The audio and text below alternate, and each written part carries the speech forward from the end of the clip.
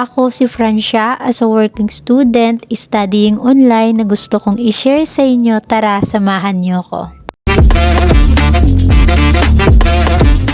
Hi guys, good morning! So for today's video, kakagising ko nga lang po pala sa mga oras na to. Kaya tara't lumabas na tayo para hugasan yung hugasan kagabi na natira. Tapos kinuha ko na yung pagkain na para sa alaga ko.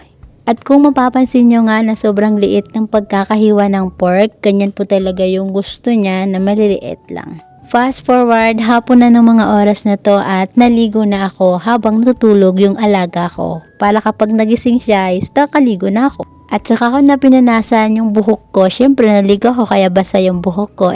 So yun, nagmudyon na rin ako dahil tulog pa siya dito sa mga oras na to. Diba? Tapos na ako maligo. Di ko nga rin pala siya sinasali sa mga video dahil nga baka mapabayaan ko siya. Anyways, 4 PM na ng mga oras na to kaya inayos ko yung mga hinugasan ko kanina. At pagkatapos kong ayusin yan, naisip ko na hiwain ko yung melon. Para mamayang gabi malamig na yung melon. Bigay nga lang pala to ng playmates ng alaga ko kaya naman ngayon bubuksan na natin siya. At kung mapapansin nyo ay may tali dahil nga galing sa Chinese. Yun. Sabi nila matamis tong melon kaya naman buksan na natin para magkaalaman na kung talaga bang matamis to. At yun nga tinikman ko siya. Sobrang tamis niya talaga as in. Pasok sa banga kaya naman tinikman ko ulit. 6 PM na ng mga oras na to kaya dali-dali ko na yung hiniwa dahil may pasok ako ngayon ng 6 PM. Kaya naman Monday, Tuesday lang talaga yung synchronous namin. Kaso nga lang, nung last week, di nakapag-attend yung isang mentor. Kaya naman, na-move siya today. 6:15 to 7:30. Pero kanina,